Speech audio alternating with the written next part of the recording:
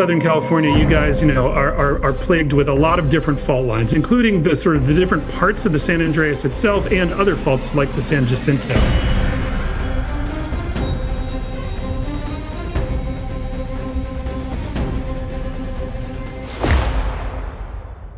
San Francisco is one of the most beautiful cities on Earth.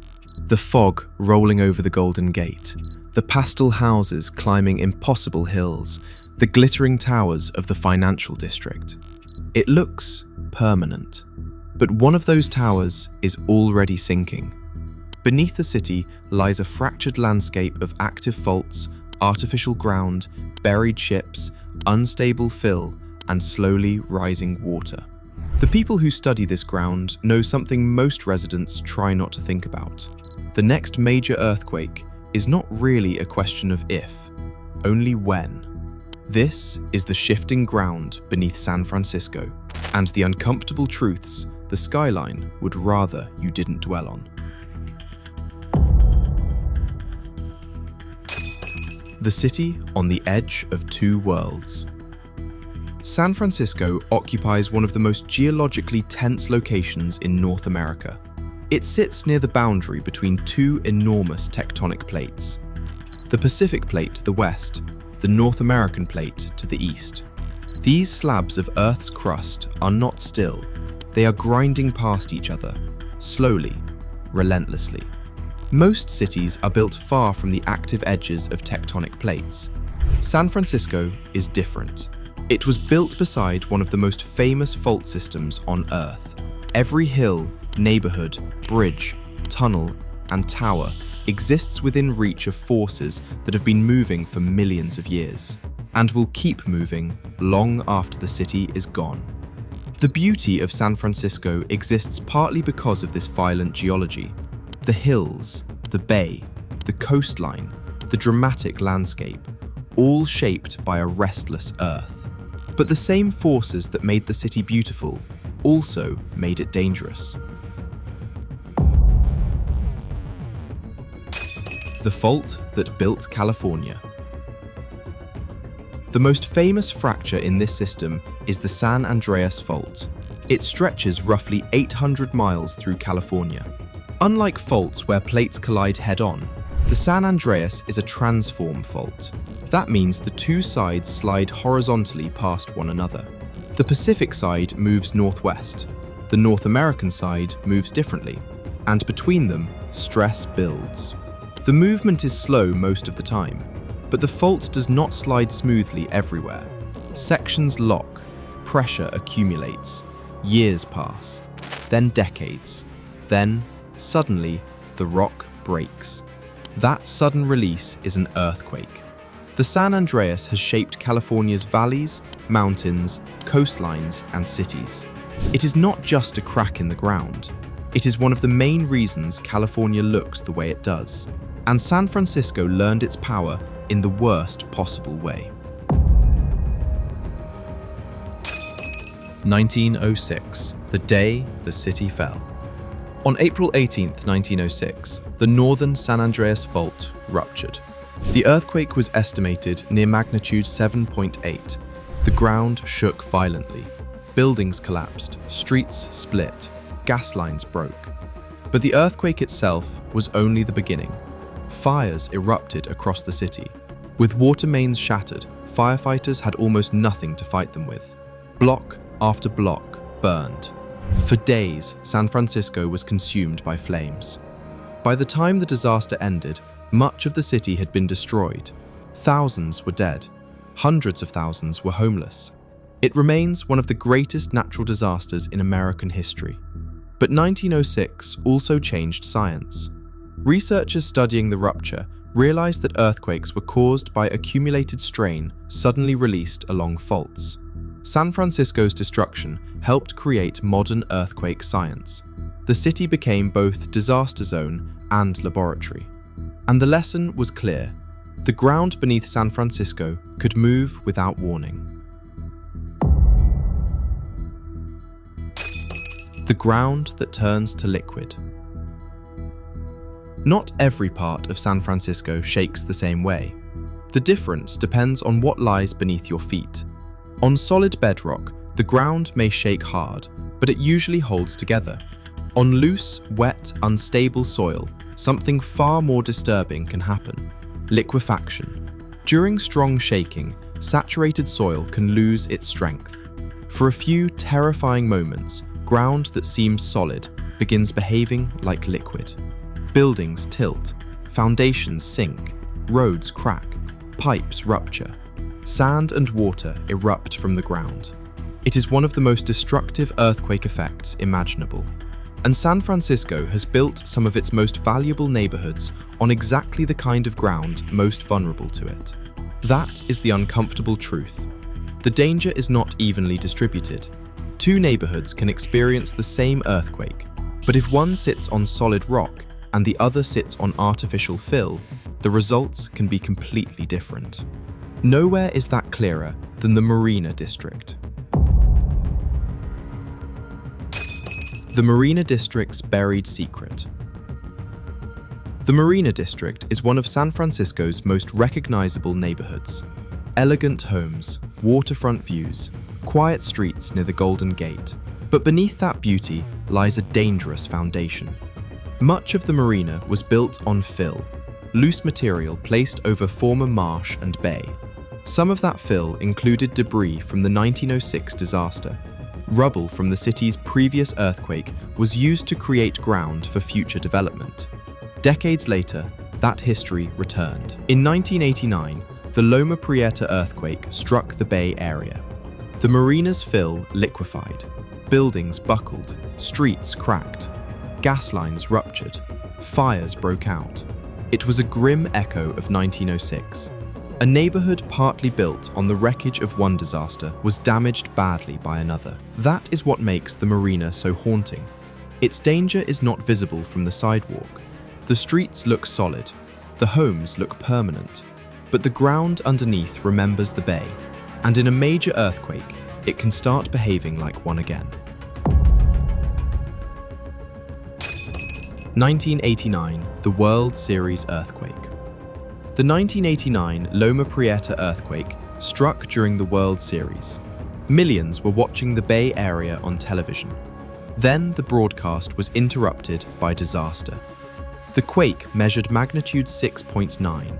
It shook the region for about 15 seconds. That may sound short, but 15 seconds is enough to change a city. In Oakland, a double-deck freeway collapsed, crushing cars beneath it. A section of the Bay Bridge failed. In San Francisco, the Marina District suffered some of the worst damage because of liquefaction. The earthquake was smaller than 1906, much smaller, but it exposed the same truth. Damage depends not only on magnitude, it depends on ground, on construction, on buried weaknesses, on decisions made decades earlier. Loma Prieta was a warning shot. It showed what could happen when unstable ground meets shaking, and it reminded the city that the next major quake does not have to be the biggest one to cause enormous damage. When the fires come. In San Francisco, the earthquake may not be the deadliest part. The fire may be. That was the lesson of 1906, and it returned again in 1989. When shaking ruptures gas lines and breaks water mains, a city can become extremely vulnerable. Firefighters may face flames with damaged streets, blocked access, and limited water. Dense neighborhoods can burn quickly. One building ignites another, then another. Then entire blocks are threatened. San Francisco understands this better than almost any American city. That is why it built special emergency firefighting systems, high-pressure water networks, cisterns, reservoirs, infrastructure designed for the nightmare scenario. A major earthquake followed by fire. These systems are a form of honesty. They admit something most cities prefer not to say aloud. The first disaster may only open the door. The second may do the most damage. The city built on water. Here is something the skyline does not advertise. Large parts of San Francisco are not natural land at all. Over more than a century, the city expanded by filling in the bay. Sand, rock, rubble, debris, all placed over tidal flats and shallow water to create new ground.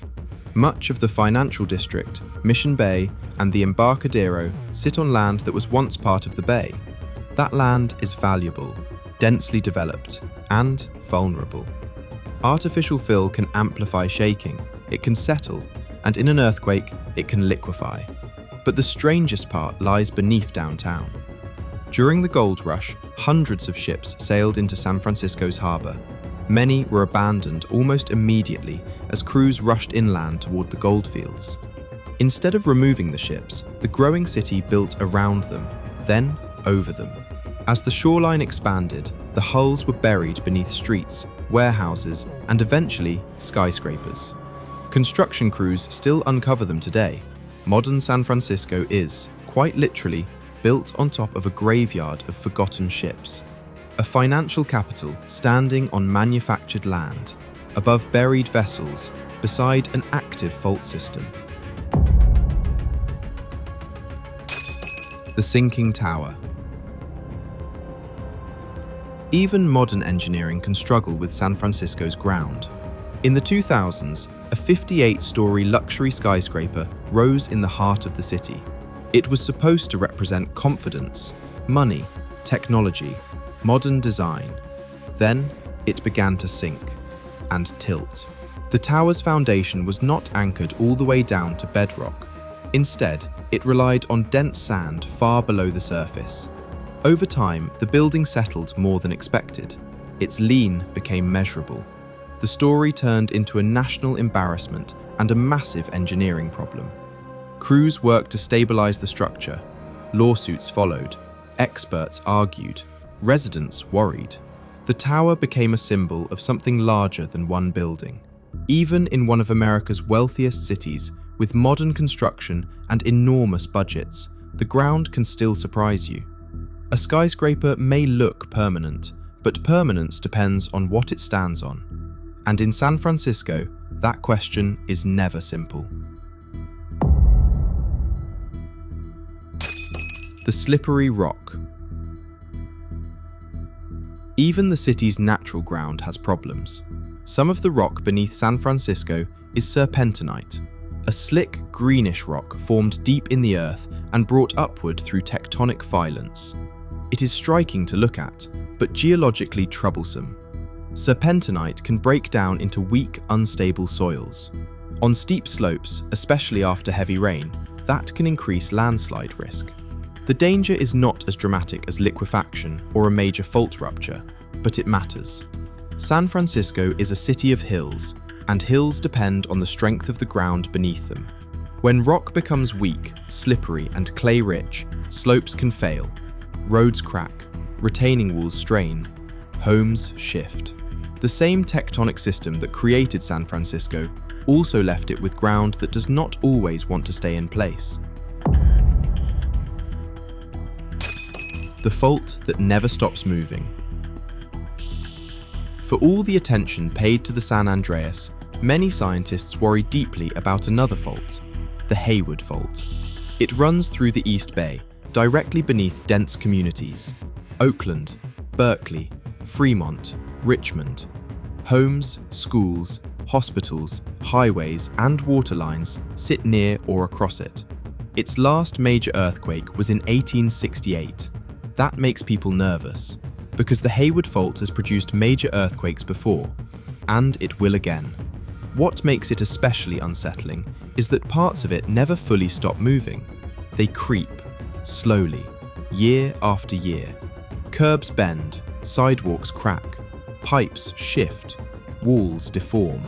Even a major university stadium has been visibly affected by the slow motion of the fault beneath it. Most faults hide their movement until the rupture comes.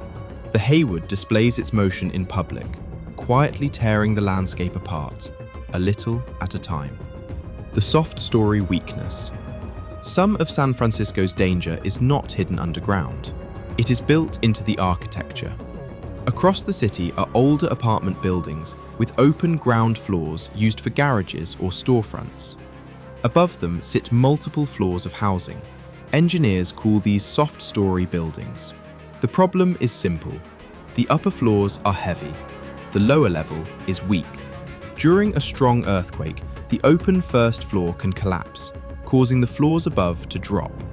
This type of failure has killed people in past earthquakes around the world. San Francisco eventually required many soft-story buildings to be retrofitted with stronger supports. Steel frames, bracing, structural upgrades. But the risk reveals something important. Earthquake danger is not only about faults, it is also about buildings. The ground may shake, but whether a structure survives depends on how it was designed and how much a city is willing to fix before disaster arrives. Treasure Island. Between San Francisco and Oakland sits Treasure Island. Flat, low, artificial.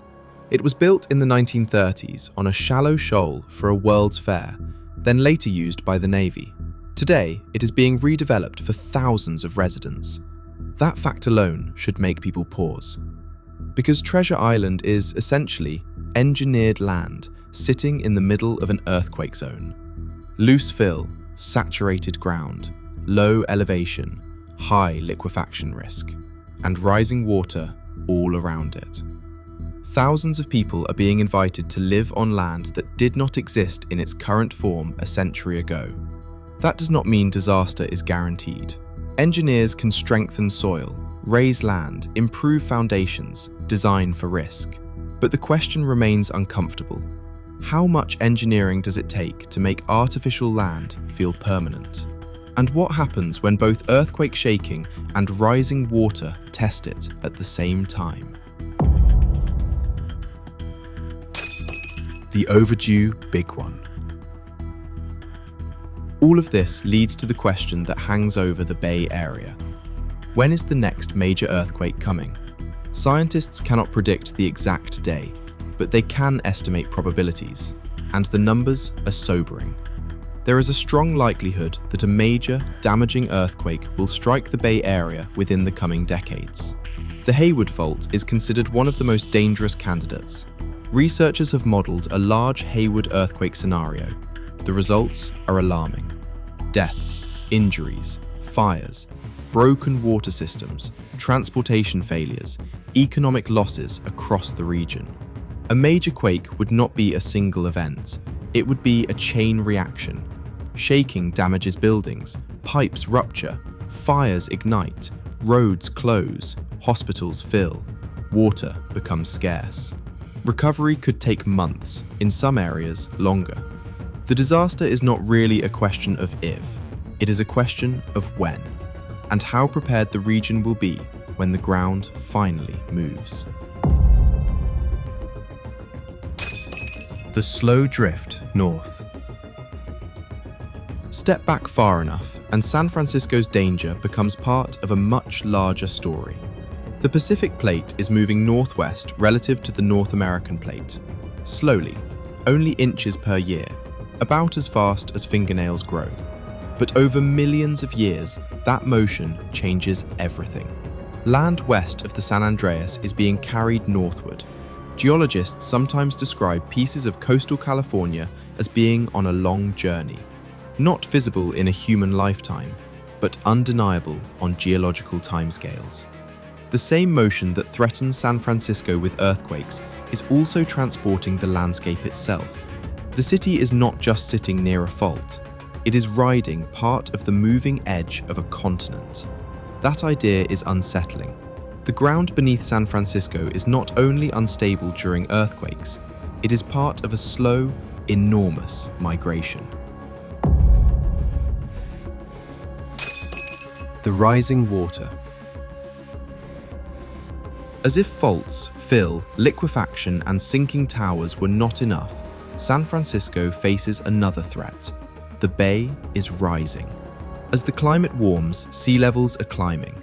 At the same time, some of the artificial fill along the shoreline is settling under its own weight.